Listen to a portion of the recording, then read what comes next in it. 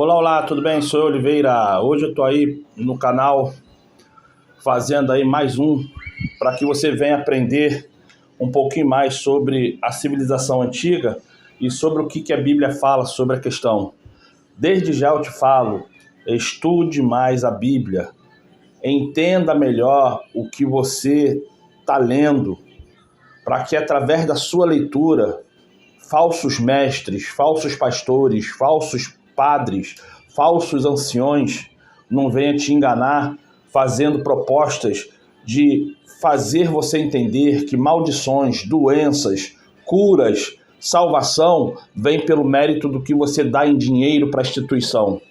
Aprenda o que está escrito na Bíblia, entenda sobre as civilizações antigas e entenda que hoje o diabo, o capeta, o capiroto, não importa o nome que você dê, ele age muito mais dentro das religiões do que fora. O meu nome é Oliveira e eu te agradeço por você estar aqui neste canal. Lembre-se, compartilha, dê um like e se inscreva no canal. Valeu!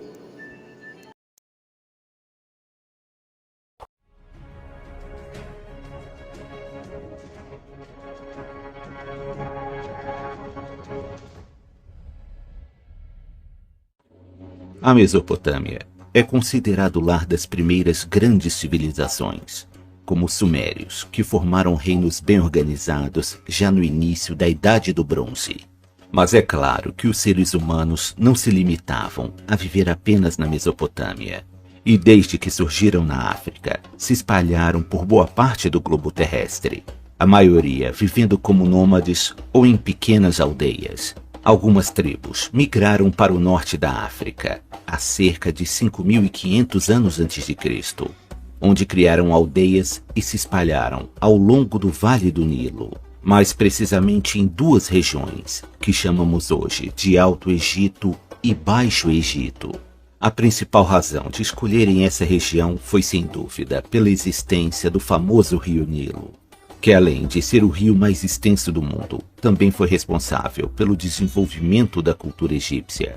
Os antigos egípcios chamavam o rio Nilo pelo nome de Iteru, que significa Grande Rio, e o consideravam um presente dos deuses para todos os seres vivos. Todos os anos, o rio Nilo tem períodos de cheia, que acabam por irrigar o solo ao seu redor, deixando sedimentos que tornam a terra escura e fértil, possibilitando a agricultura e a criação de animais.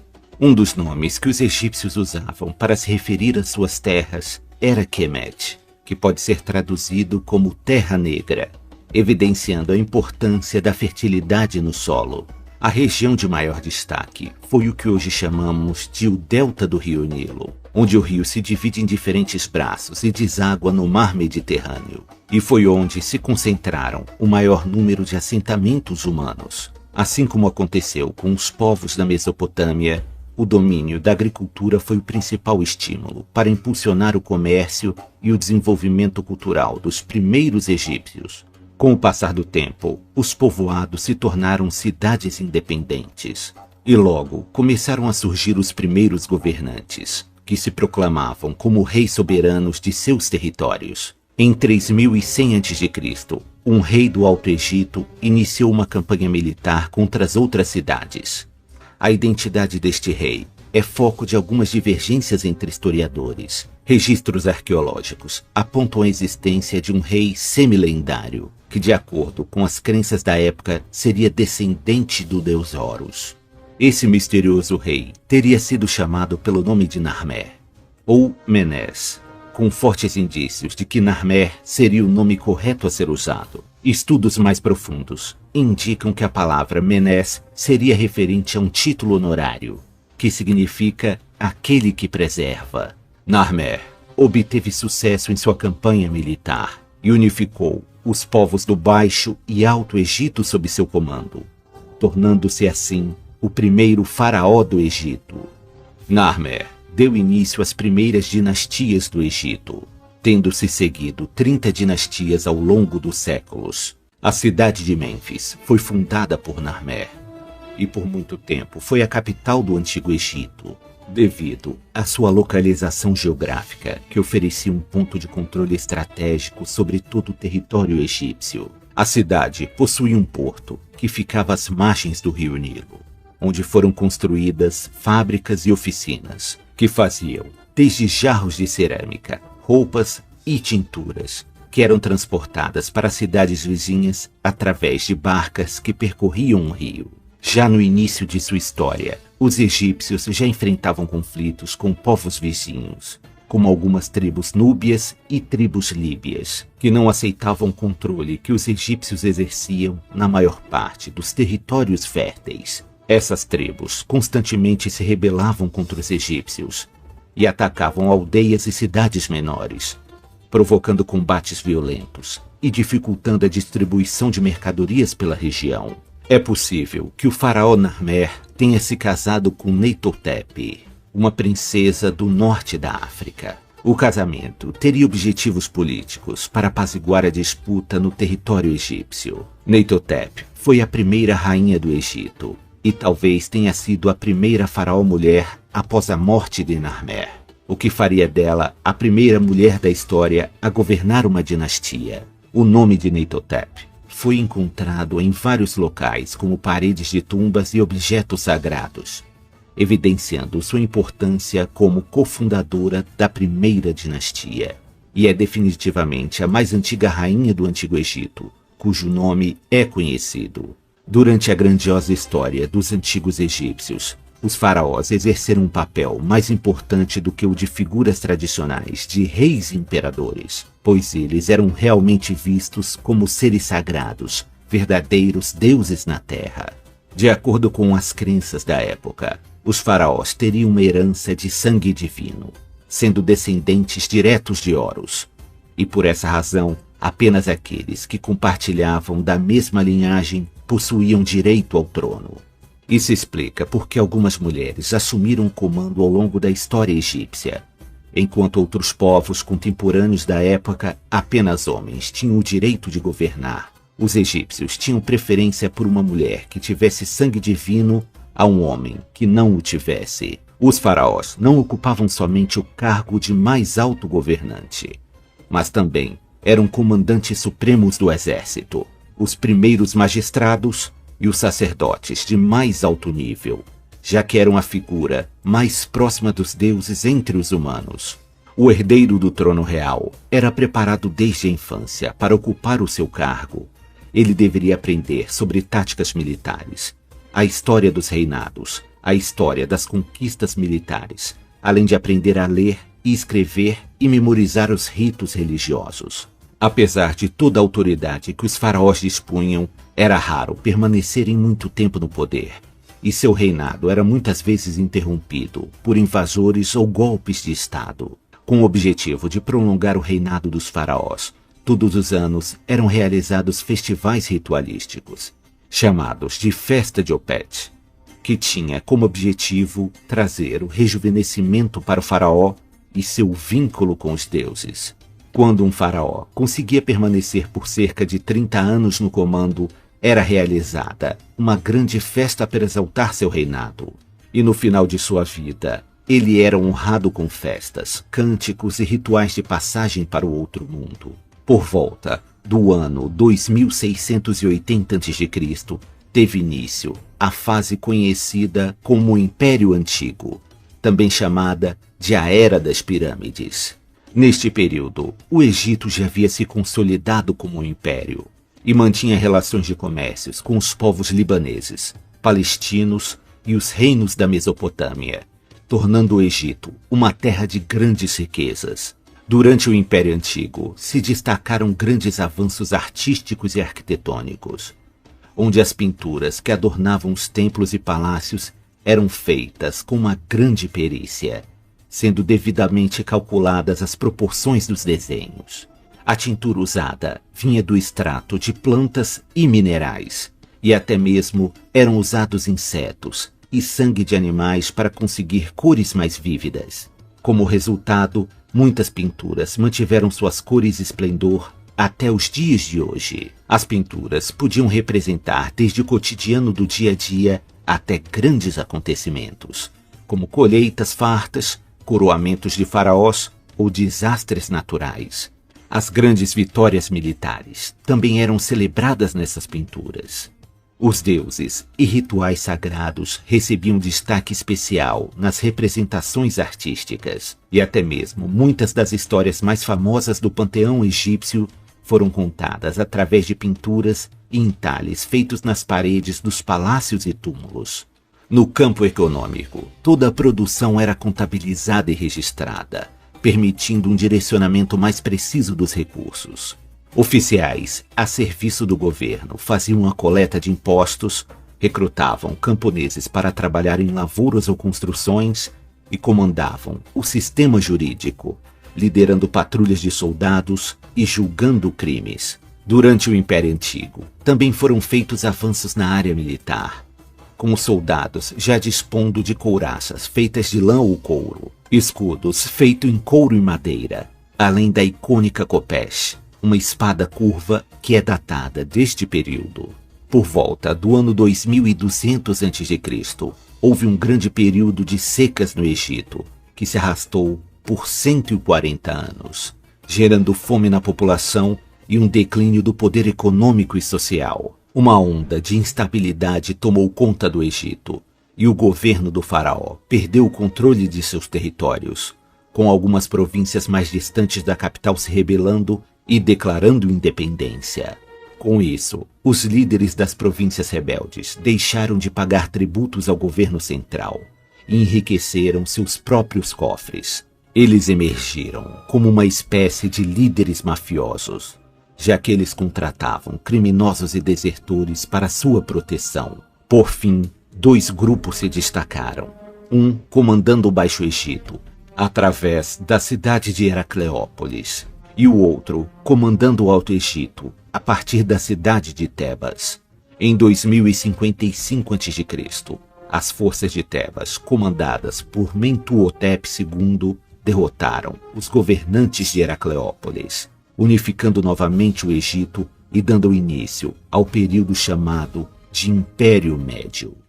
As areias do Egito guardam segredos e histórias que inspiram nossa imaginação e aguçam o nosso desejo de desvendar o passado de uma das maiores civilizações que já existiu.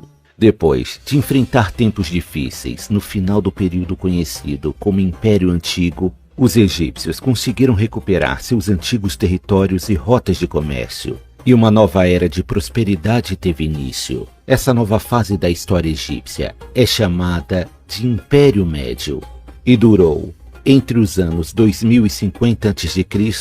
a 1710 a.C. Após restabelecer o controle militar no Egito, era necessário recuperar a economia e novos sistemas de irrigação foram construídos, além de novos monumentos para os deuses. O faraó Mentuhotep II iniciou uma campanha militar com o intuito de conquistar a Núbia, já que era uma região rica em veios de ouro e joias preciosas, algo que seria muito lucrativo para os debilitados cofres egípcios. A luta contra os núbios durou muitos anos, e apesar de sua insistência, os egípcios não conseguiram subjugar totalmente seus adversários. Um fato que comprova a grande capacidade militar das tribos africanas. Mentuhotep II morreu após reinar por 51 anos. Ele foi sepultado juntamente com suas 6 esposas em um complexo funerário que fica em Deir el-Bahari. Tendo o Egito recuperado seu poder financeiro e sem ter grandes ameaças externas, o Império entrou em um período considerado erudito. Durante o Império Médio, se destacou o conceito de vida no além, e a morte, que já era vista como um rito de passagem, passou a ganhar ainda mais atenção no cotidiano dos egípcios. Outro destaque foi que os governantes retomaram o costume de erguer pirâmides para servirem de túmulos, ordenando a construção de monumentos cada vez maiores. A construção de pirâmides gigantescas se iniciou durante o Império Antigo, sendo a primeira a Pirâmide de Djoser, que foi construída por volta de 2630 a.C.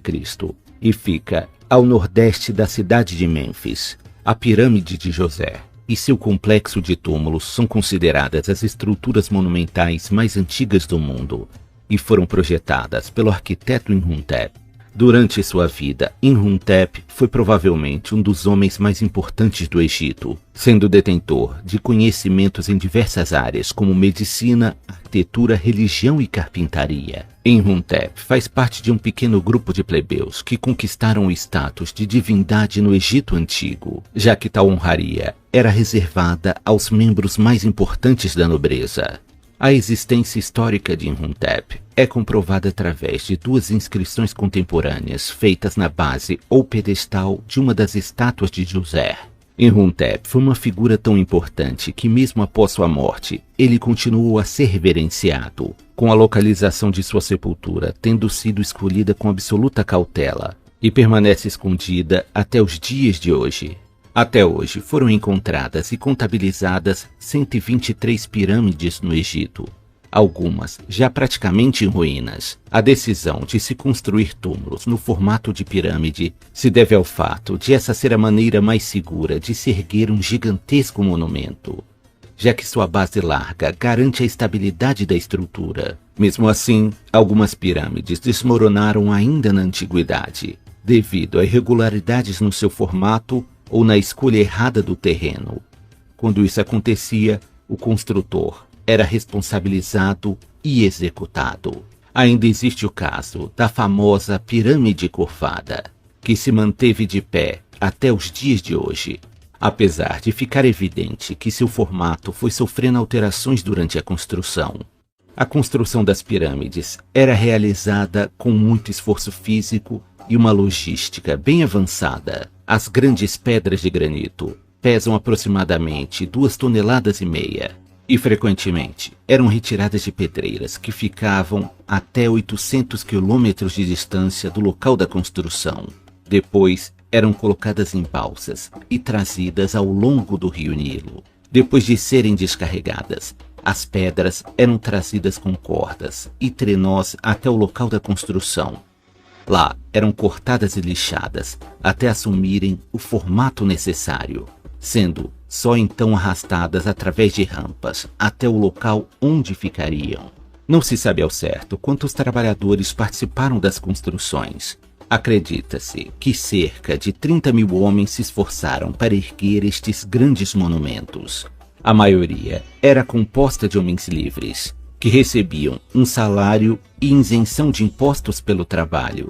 Muitos escravos também foram usados, sendo delegado a eles as tarefas mais árduas e cansativas. As pirâmides eram erguidas a mando dos faraós, para serem seus túmulos e para demonstrar seu poder e autoridade. Elas também tinham um caráter simbólico para os egípcios, que acreditavam que a Terra originou-se de um monumento primordial, que tinha um formato piramidal. As pirâmides mais famosas do Egito são as pirâmides de Gizé, localizadas na necrópole de Gizé, próximas à cidade do Cairo.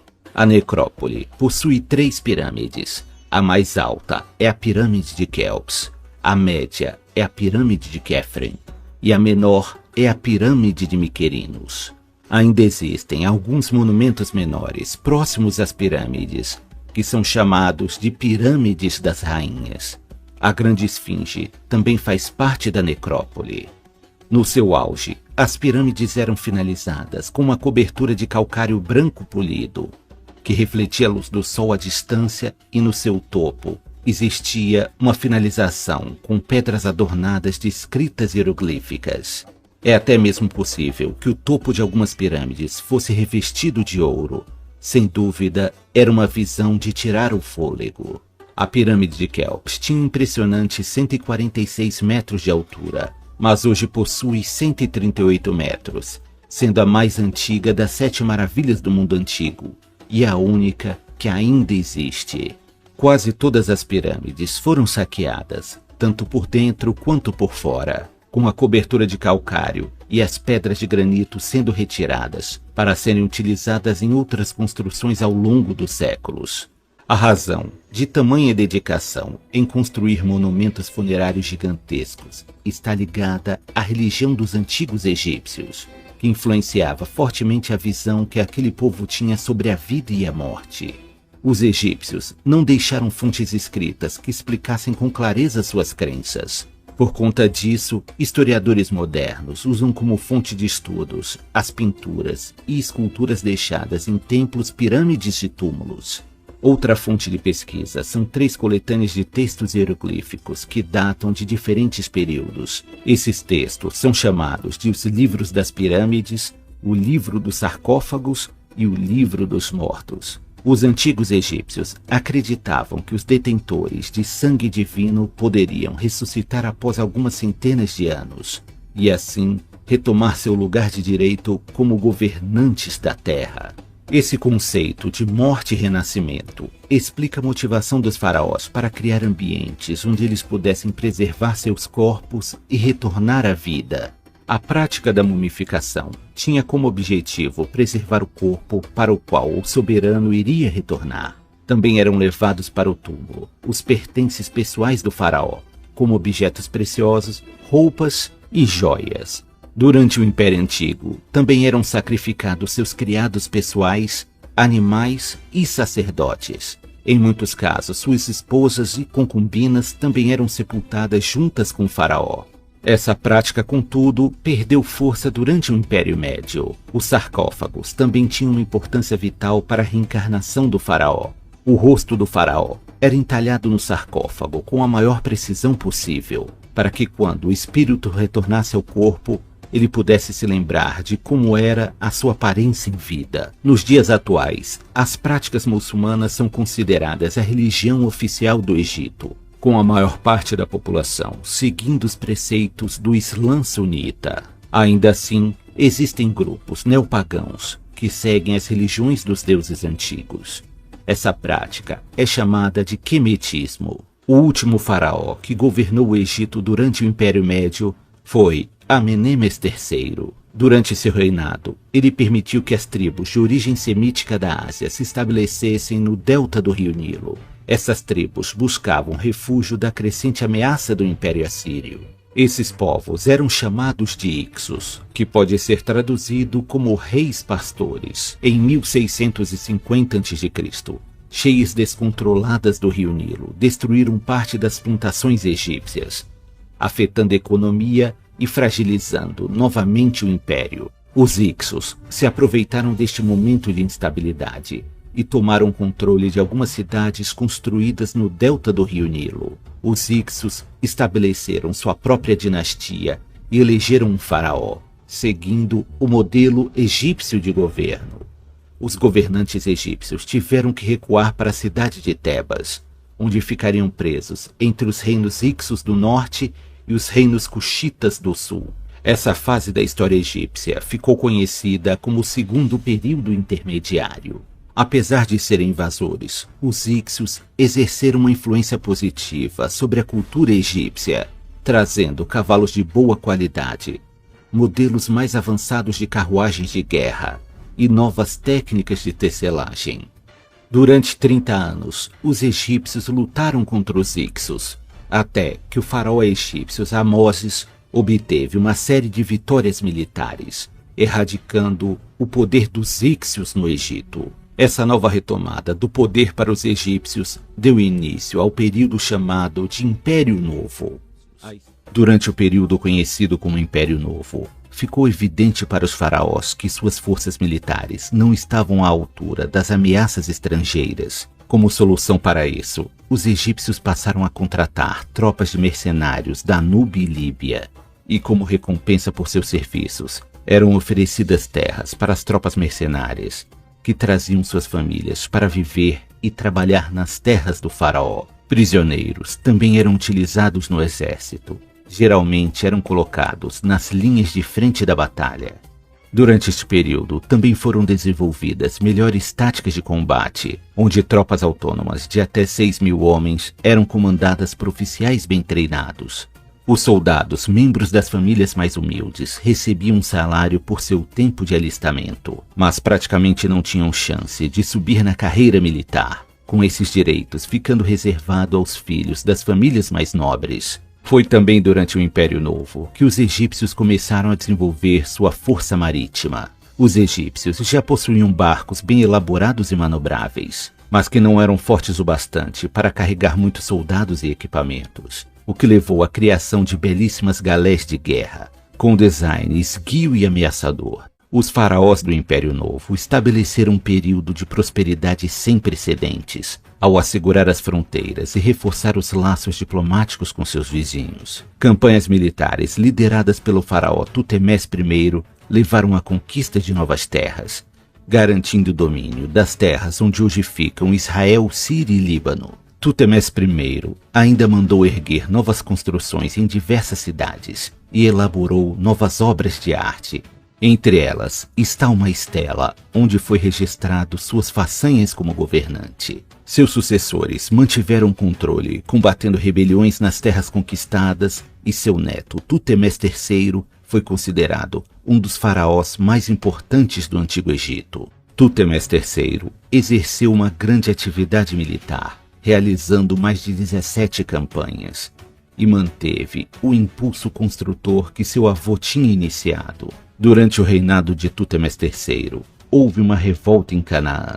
Os cananitas foram liderados pelo rei da cidade de Kadesh e reuniram tropas para tentar expulsar os egípcios de suas fronteiras. Essa disputa levou à famosa Batalha de Megido, que teve grande importância arqueológica, já que foi a primeira batalha a ser registrada e detalhada por escrito na história. Os egípcios descreveram os detalhes da batalha nas muralhas do Templo de Amon-Ra, que hoje pertence à cidade de Luxor, onde ficava a antiga Tebas. Tutemés III reuniu seu exército e confrontou os rebeldes em uma planície, e sua vitória forçou os cananitas a recuarem para dentro da cidade de Megido.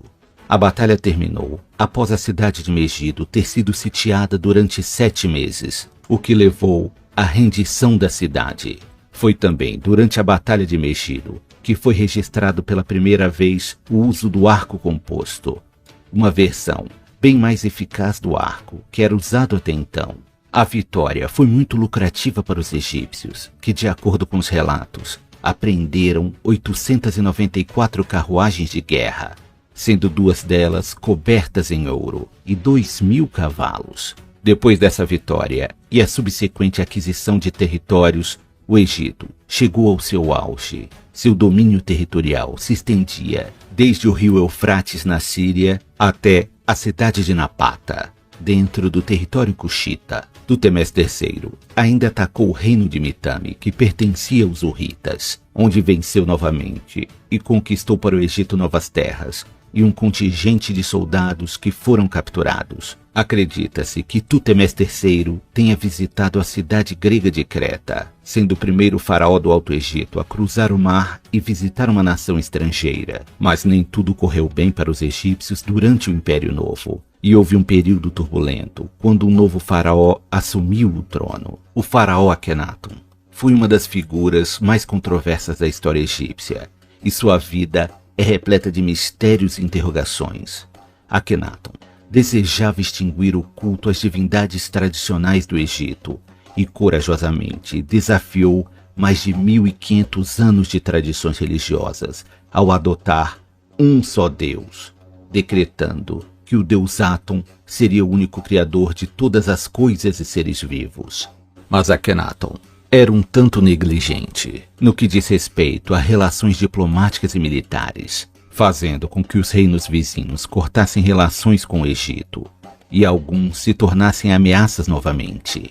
Posteriormente, os antigos egípcios se referiam a Akhenaton como o faraó louco, e ele constantemente declarava seu fervor religioso ao dizer: Aton vivo, não há outro exceto ele. Naturalmente, esse comportamento enfureceu muitos sacerdotes e cidadãos, causando tumulto e violência em alguns lugares do reino. A esposa principal de Akhenaton foi a rainha Nefertiti, que ficou mundialmente conhecida graças ao seu busto encontrado em 1912 por arqueólogos alemães. Especula-se que Nefertiti tenha sido uma mulher muito bela, tanto que sua escultura nunca foi totalmente terminada, faltando a pintura de um dos olhos. Acredita-se que a obra não foi totalmente terminada, porque os artistas temiam provocar a ira e o ciúme das deusas egípcias. Após a morte de Akhenaton, Nefertiti desaparece dos registros históricos,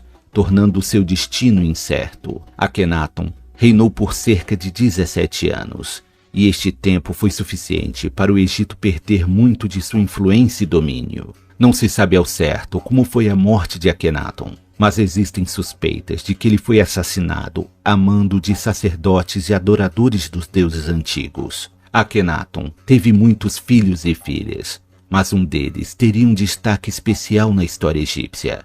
Seu filho foi o famoso Tutankhamon. Após a morte de Akhenaton, o Egito passou por um período de incertezas.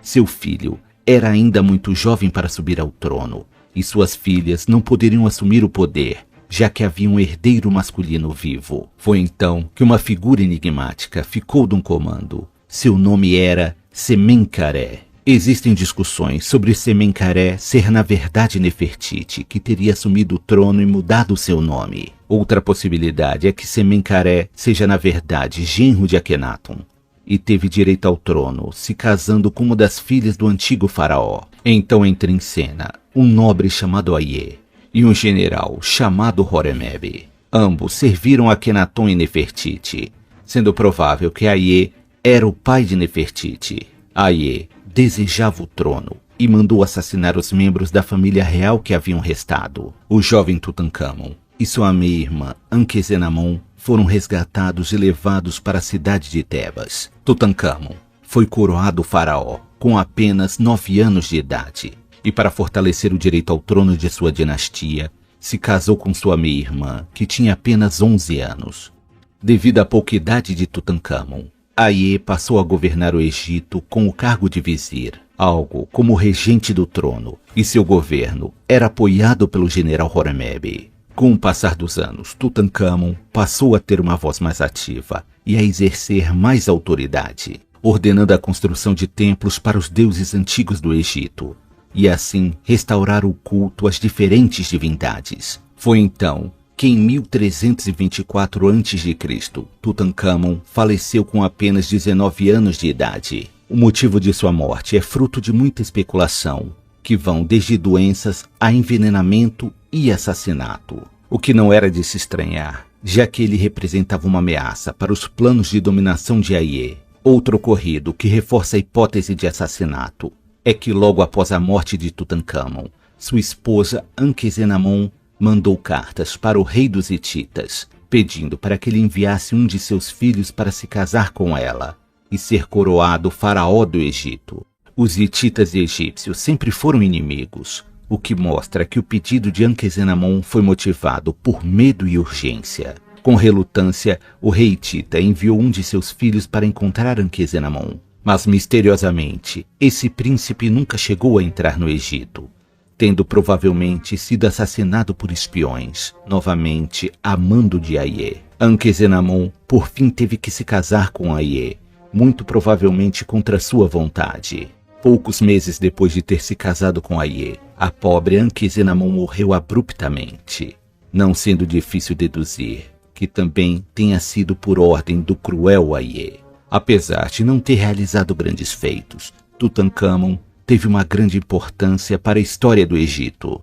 A sua tumba, apesar de ser pequena comparada com a de outros faraós, estava quase intacta quando foi encontrada. O túmulo de Tutankhamon foi encontrado no Vale dos Reis em 1922 pelo arqueólogo britânico Howard Carter. O fato de que o túmulo não ter sido violado por ladrões deu origem à famosa lenda da maldição de Tutankhamon, que dizia que se alguém violasse o túmulo do faraó, sofreria uma morte terrível. No túmulo foram encontradas 3 ânforas de vinho, sendo uma delas de vinho branco, além de uma adaga, cuja lâmina foi confeccionada com ferro de meteorito. Também estavam no túmulo cestas de cereais, joias, roupas, estatuetas do deus Anubis e 2 pequenas múmias de fetos do sexo feminino, que supostamente eram filhas de Tutankhamon nascidas de maneira prematura. A múmia de Tutankhamon estava guardada em 3 sarcófagos. O menor, que guardava o corpo do jovem faraó, era feito de ouro.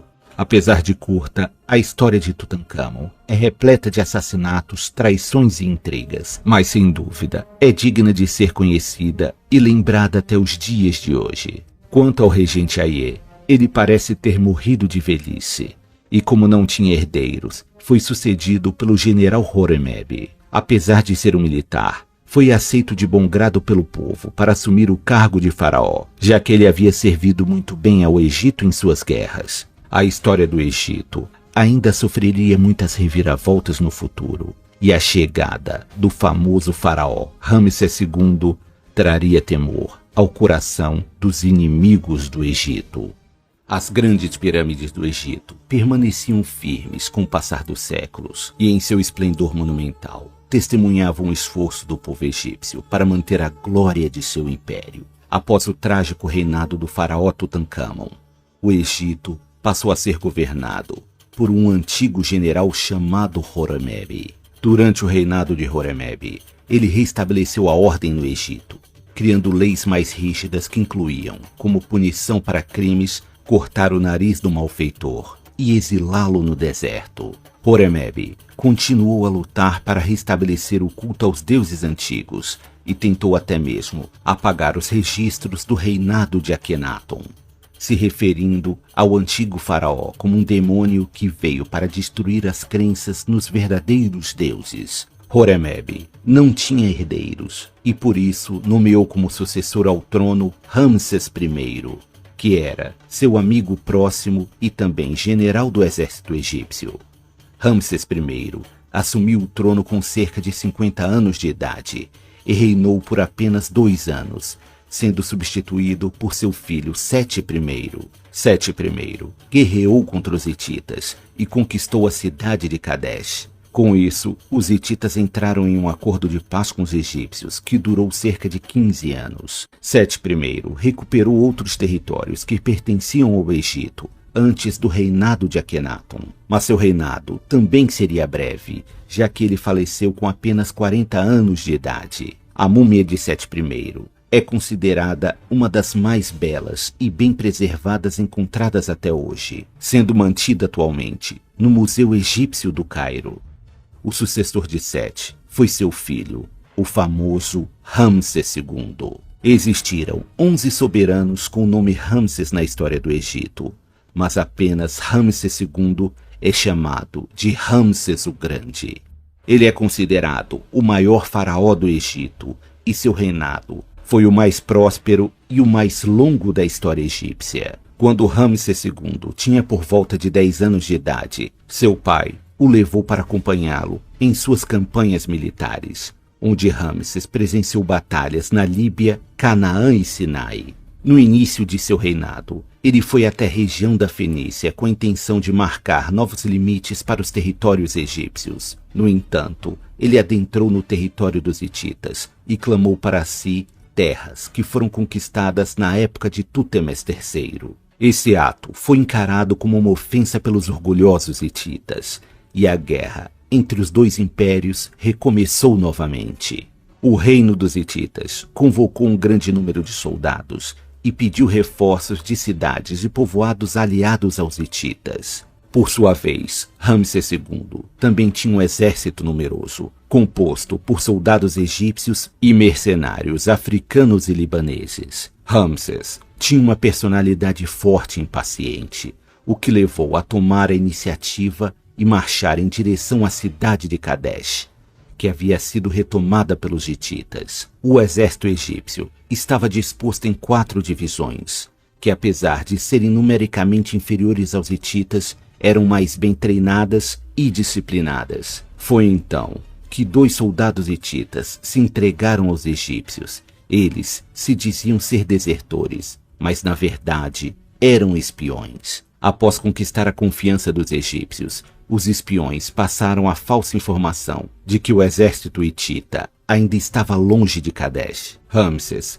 quis agarrar a oportunidade de retomar rapidamente a cidade e avançou apenas com sua guarda pessoal e uma divisão de seu exército, enquanto o restante das forças egípcias seguiam em marcha mais lenta. Já próximo à cidade de Kadesh, Ramsés se deu conta de que havia caído em uma armadilha. Os hititas surgiram de diferentes direções e cercaram as tropas egípcias. Este evento tão inesperado ficou registrado como a primeira emboscada militar que se tem registro na história. Mesmo cercado, Ramsés e sua guarda pessoal utilizaram suas carruagens de guerra e realizaram a façanha de abrir caminho entre as tropas inimigas, quebrando o cerco enquanto os soldados da infantaria egípcia continham o avanço dos inimigos. Ramsés conseguiu se reagrupar com as outras divisões de seu exército que vinham em seu auxílio e lançou um contra-ataque que dispersou rapidamente os hititas. Neste dia,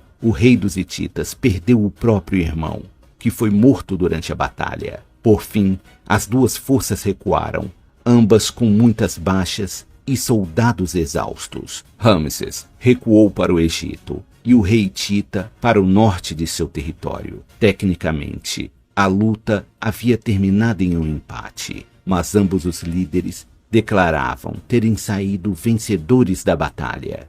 Após mais alguns anos de conflitos e hostilidades, o Egito finalmente assinou um tratado de paz com o Império Hitita, algo realmente marcante, já que este foi o primeiro tratado de paz documentado na história. Este tratado de paz também foi motivado pela crescente ameaça do Império Assírio, que vinha se fortalecendo cada vez mais e já demonstrava ser um perigo tanto para os egípcios quanto para os hititas. No Tratado de Paz foi firmado um acordo onde o Império Egípcio e o Império Hitita prometiam dar apoio mútuo contra ameaças externas, algo que sem dúvida atrasou o avanço dos assírios durante algum tempo. Essa experiência de quase ter sido derrotado tornou Ramsés II mais sábio e cauteloso, e durante seu reinado ele manteve aliança com os hititas. Ramsés teve muitas esposas. A principal foi Nefertari,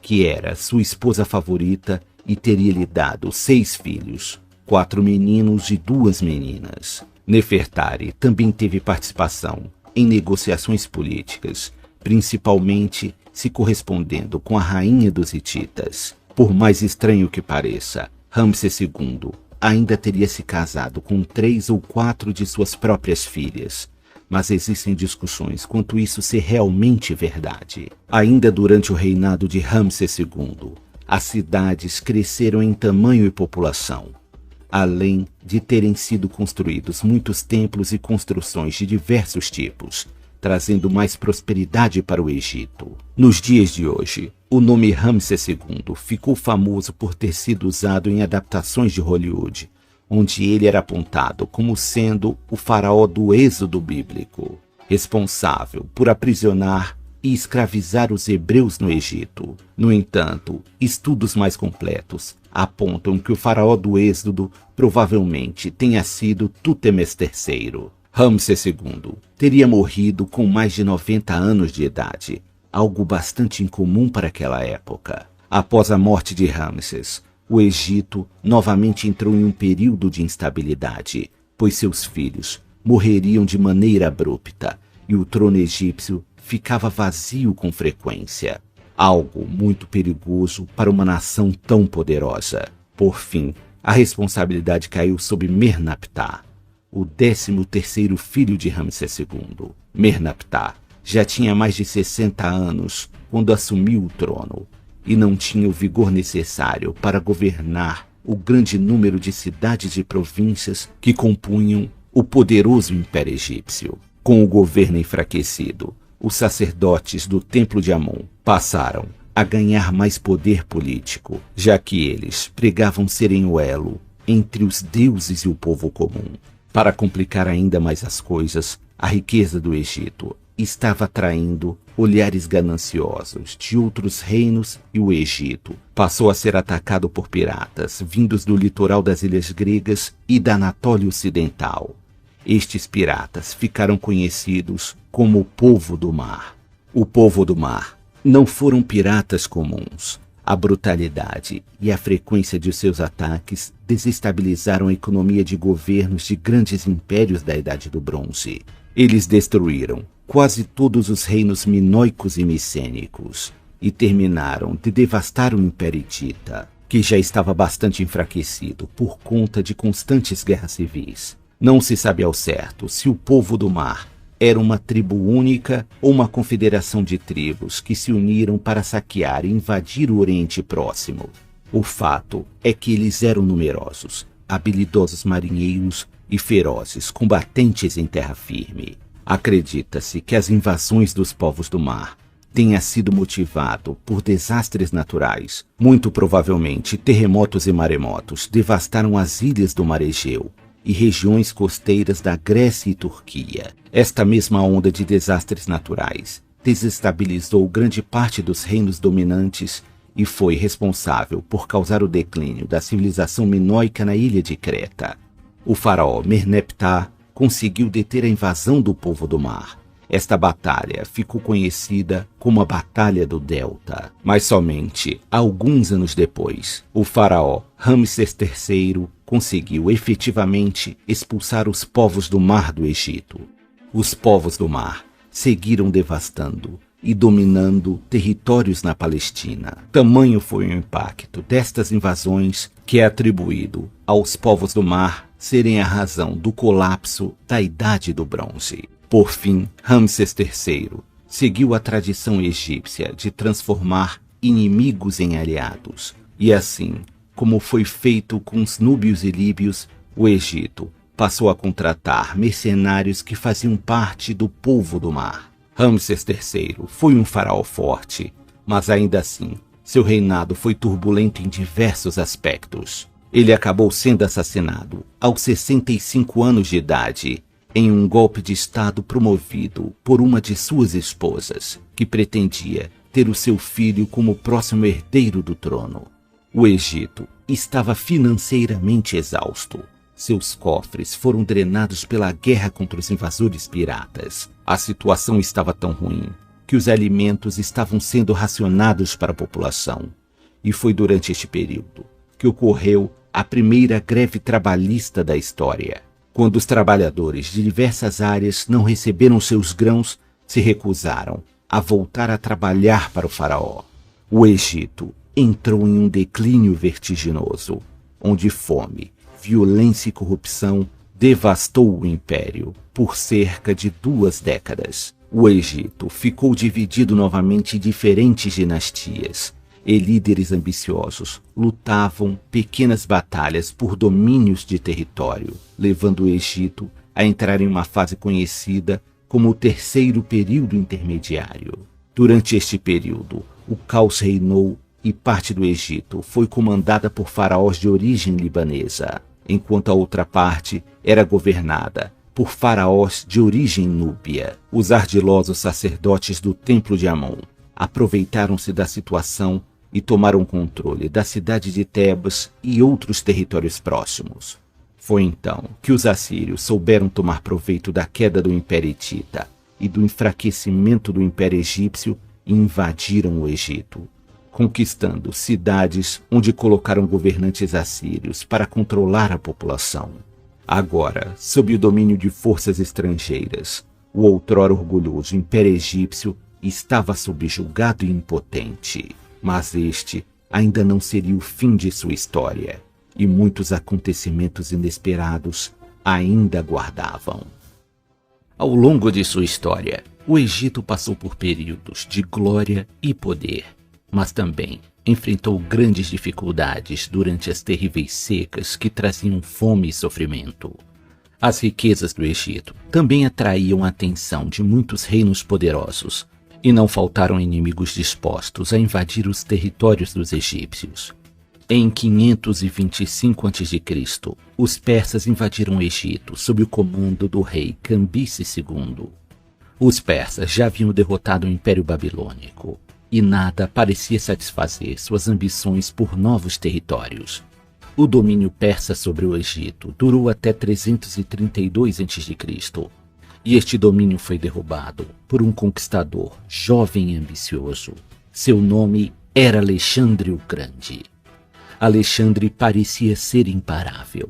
Ele vinha conquistando cidade após cidade e era capaz de vencer batalhas, mesmo em condições desfavoráveis para seu exército. Ele já havia dominado muitos territórios persas, e após derrotar o rei Dario III em uma batalha, sitiou a cidade de Tiro, que ficava na Fenícia. Após um cerco difícil, a cidade foi tomada. Alexandre destruiu a cidade toda como punição por não terem se rendido.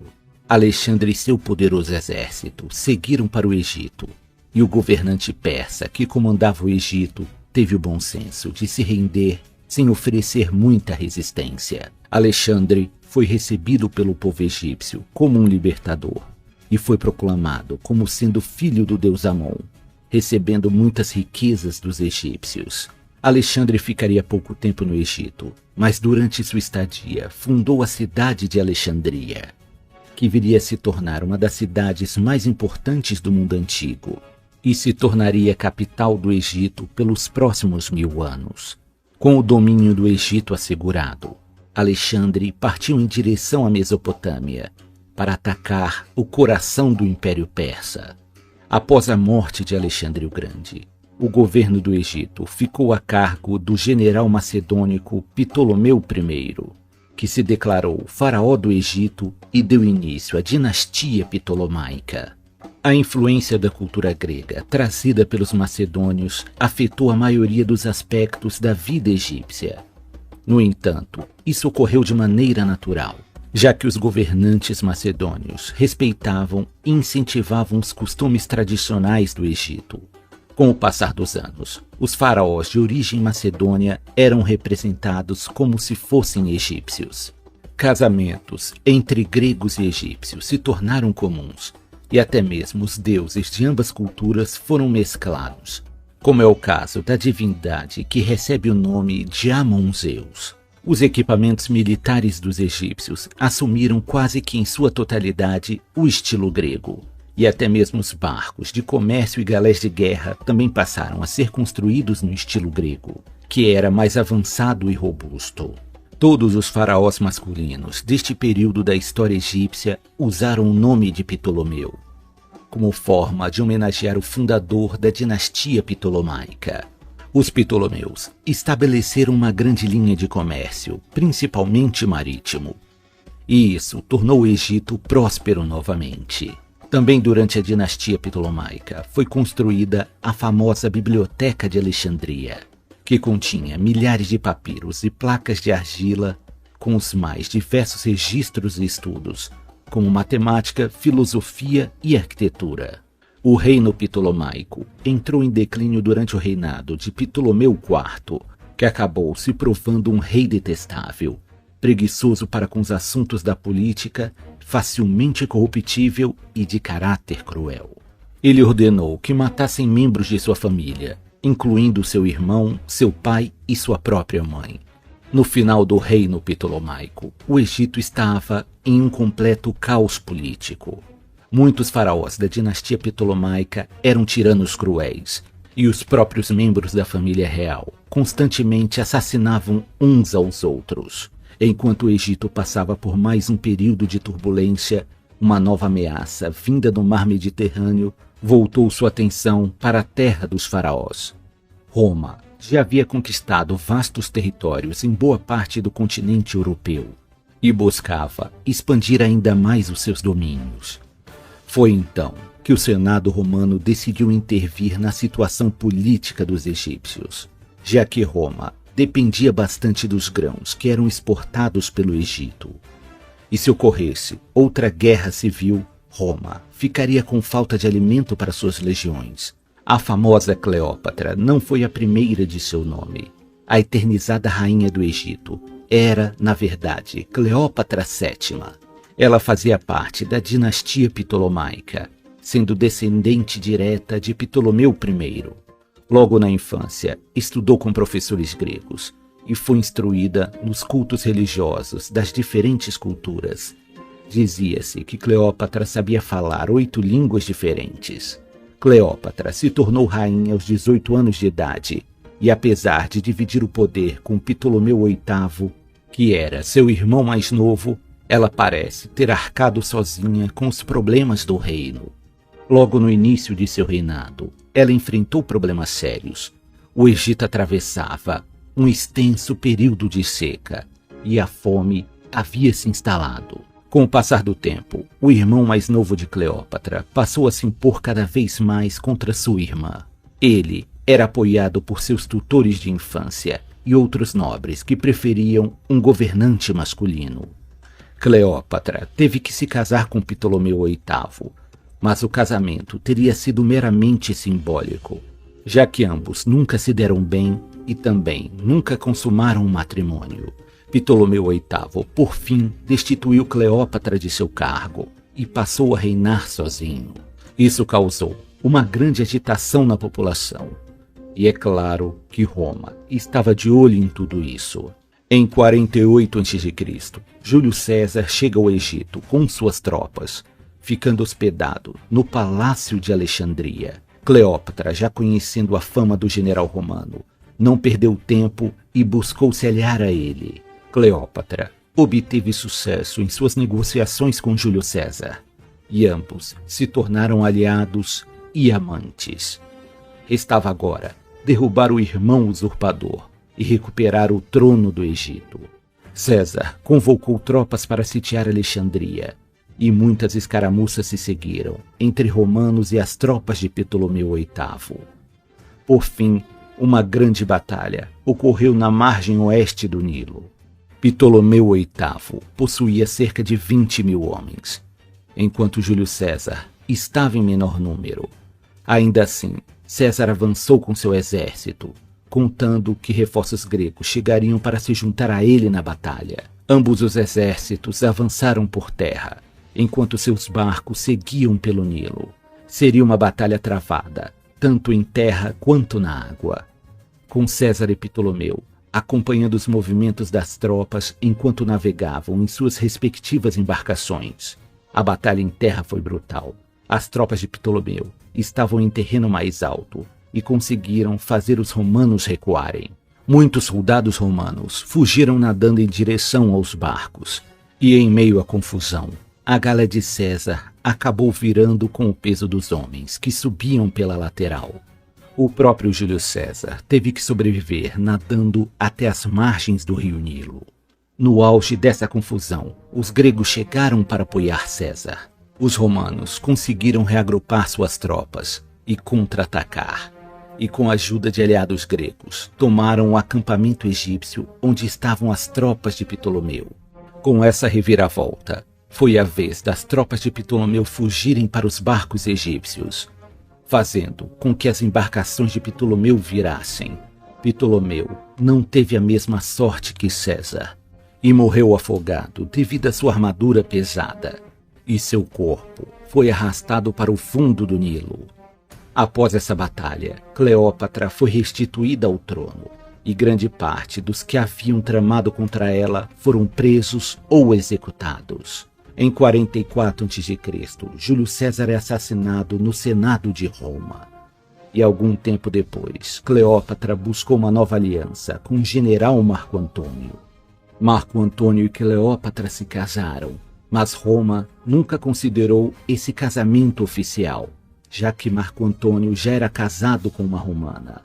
Marco Antônio ainda cedeu para Cleópatra vastos territórios que pertenciam a Roma.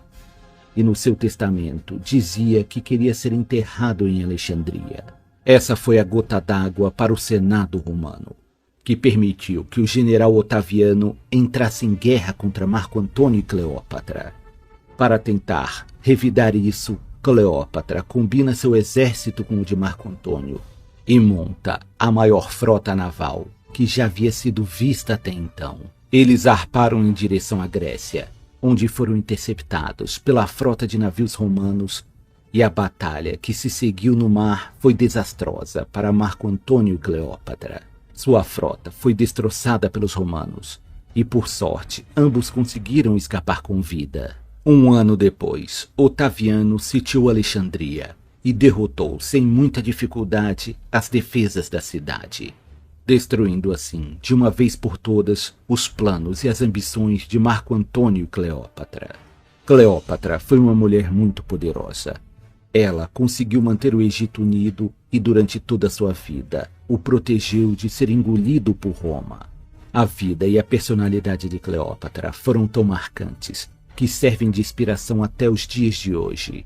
Após milênios de existência, batalhas memoráveis e intrigas políticas, o Egito faraônico perde sua independência e se torna mais uma província sob o domínio romano. O legado deixado pelos antigos egípcios é extremamente valioso para a história da humanidade. E, sem dúvidas, o Egito continua a ser lembrado como o lar de uma das maiores civilizações que já existiu.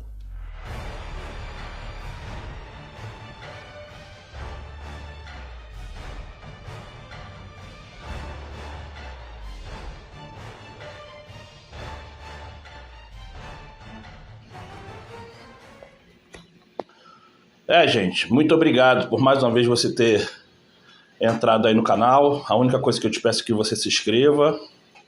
E claro, dá um joinha, né? Vai lá no dedinho, deixa um like. E dentro das possibilidades, toca no sininho para que todas as vezes que eu vier aqui no canal postar um vídeo novo, você recebe uma menção no YouTube de um vídeo novo. Inscreva-se no canal. O meu nome é Oliveira e eu faço tudo isso em prol de ensinar, de falar.